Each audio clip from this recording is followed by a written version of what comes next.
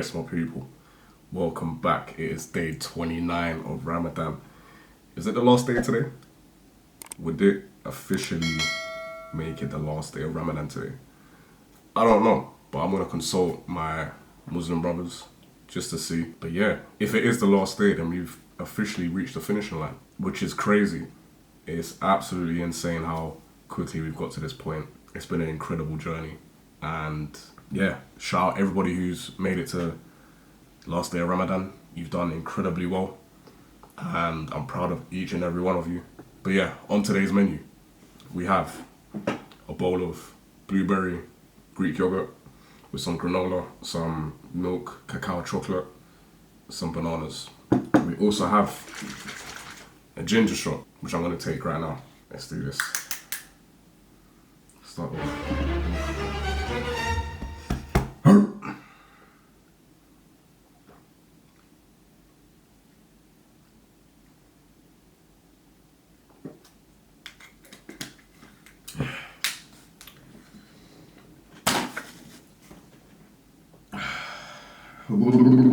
Wow. Whew.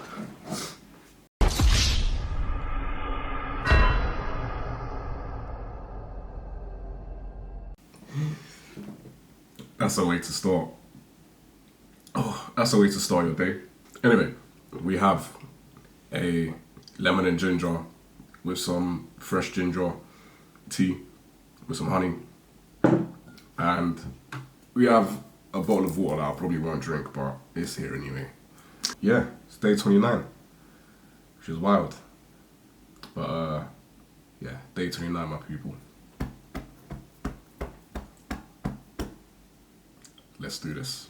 Yes, my people, welcome back to part 3 of the Dawah Man reaction. It's day 29. I believe tomorrow is the last day of Ramadan, so yeah, we're gonna crack this out. But just before I get into this, I realize that this guy's content is very tongue-in-cheek, so I'm taking it with a grain of salt.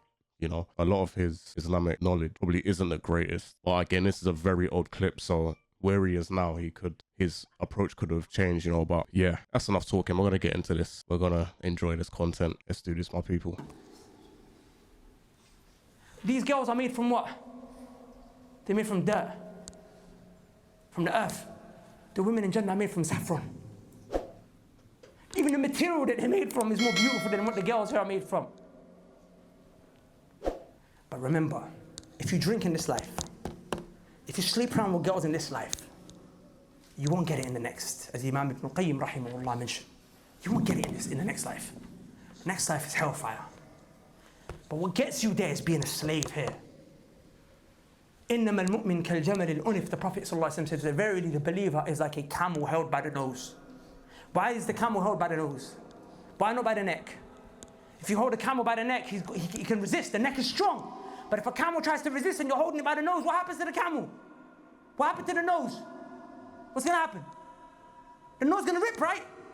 If you hold a camel by the nose and he resists, his nose is going to rip. Are you hearing me? So then the Prophet ﷺ said he's held by the nose because he can't resist. And he said that's what the believer's like. He goes to wherever he's pulled. He goes to wherever he's pulled. The Master Allah, he pulls you. He pulls me. The Quran, the Sunnah, it pulls me. Hey, just charge above the ankle, pulls you, drags you up, takes your head, places it on the ground 5 times a day. Worship Allah. It pulls you. You can't resist. If you resist, your nose is going to rip. That's how you need to be. You need to be like that. Whenever you hear an ayah, if someone holds you by your nose, you run. You run with that. You run with the person who's pulling you. Because you don't even want them to tug because your nose is going to rip. That's what the ayah is like. You run with the ayah. You run with that. What Allah said, what? Before the person finished the ayah, you're ready to, you've already done it. You've already done it. That's how you need to be. Being a slave. Look, every day you say, إِيَّاكَ نَعْبُدُ وَإِيَّاكَ نَسْتَعِينُ. Oh Allah, it is only you that we worship. وَإِيَّاكَ نَسْتَعِينُ. Oh Allah, it's only you that we ask for help. You ask him for help because you're helpless. You can be strong. You can have a weapon on you. But you're not strong. You're not strong. Allah is the one who's protecting you that whole time. That's why you can leave that weapon. Even if you've got problems in the street, you can leave those weapons. Leave it. Leave those gangs. You are walking and Allah is protecting you. Allah sends angels to protect you from the front, from the back, from the left to the side. No one's going to touch you. So you say, Allah help me. You admit, Allah, I'm not a big man, Ya Rabb. I'm not bad, Allah. I'm not sick, Ya Allah. I'm a slave. Allah, if you want, in a second you can take my eyes. Allah, in a second you can give me an illness and I won't be able to breathe. I'll have lung problem, heart problem. Allah, you might give me cancer. Allah, you're in charge of me. Ya Rabb, I need your help. What did Muhammad Ali used to say? What did he used to say?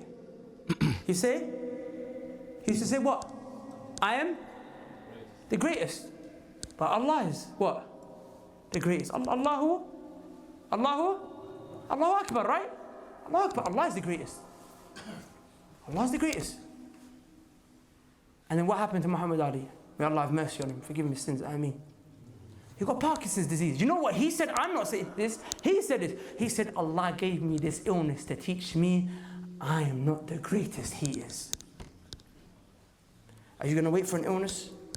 Are you going to wait to get bagged up in jail? Are you going to wait to get arrested? Are you going to wait to get stabbed? Are you going to wait for someone in your family to die? Are you going to wait for something bad to happen to you? Because believe me, wallahi, something bad will happen. It's only a time. Look around you. Look around you. Your friends are where? They're in jail. Your friends are where? They're dead. May Allah forgive them and have mercy on them and enter them into Jannah. Ameen. But is that a path that you want to walk? Some of your friends are on drugs. Crackheads. Do you want to be like that? Do you want to be like that, my brothers? You've seen the way that it goes. Allah will do that to a person who just keeps turning away from Allah. Be a slave.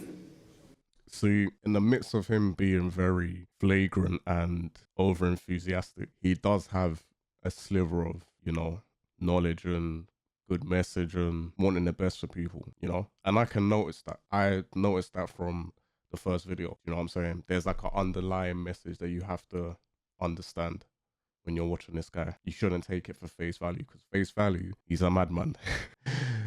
But when you actually listen to what he's saying, he's got a good message. And as Shaykh Yahya Hafidullah mentioned to you guys earlier, one of the best way that you can manifest your servitude and your slavery to Allah Azza wa Jal is what? Is by taking the most honorable, look. The face is the most honorable part of your body, right? The face is the most honorable part of your body, right? But what do you do 5 times a day? You take it and you place it as low as you can.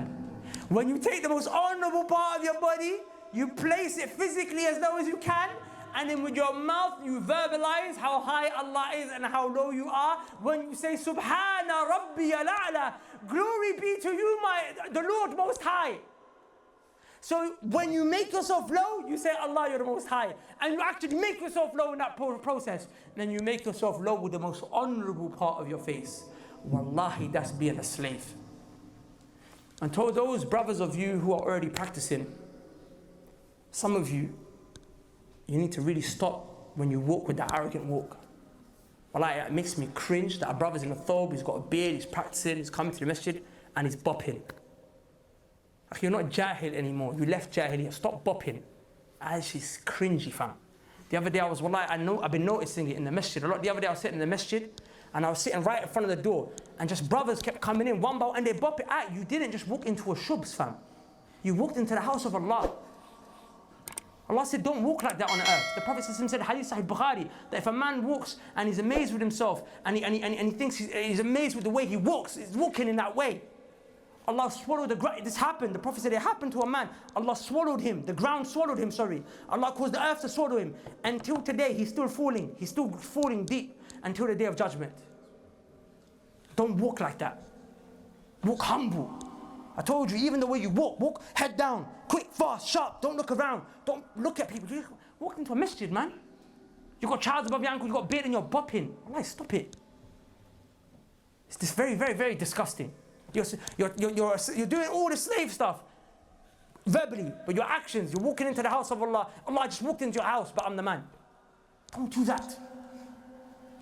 Subhanaka Allahumma bihamdik, ashhadu an la ilaha illa anta, astaghfiruka wa atubu ilayk. Brothers, forgive me if I upset anyone. Wallahi, Imam Ibn Taymiyyah rahimahullah said, sometimes when you're harsh, it's not because you hate the person or you're trying to be rude to the person. It's out of love. Same way, look, this stove. Say Allahumma barik. It's a nice stove. Otherwise it's going to catch evil eye, it's going to blow up in flames. I'm going to have to go home topless. I'm saying, this stove. I love it. So if it gets dirty, I'm gonna scrub it hard. I'm gonna scrub it hard. It's not because I hate it, it's because I love it. So sometimes when you give a reminder, you might be a bit tough. But wallahi, it's from a place of love. Understand? I love you all for the sake of Allah. Don't think that you can't come to me. Don't think I'm going to judge you or anything. If I do that, then I'm going to be arrogant, that which I told you not to be. Don't think I'm trying to say I'm better than you or anything like that. Allah, I know what a lot of you are going through is hard. Allah knows that too. That's why every little step and every change that you make, your reward is going to be 50,000 times the reward of the Sahaba, inshaAllah. The Prophet said, Abu Na'im narrated this, and it's Hilyatul Awliya. The Prophet ﷺ said in the end of times, we can't say for certain it's these times, but it seems like it from the way the hadith described it.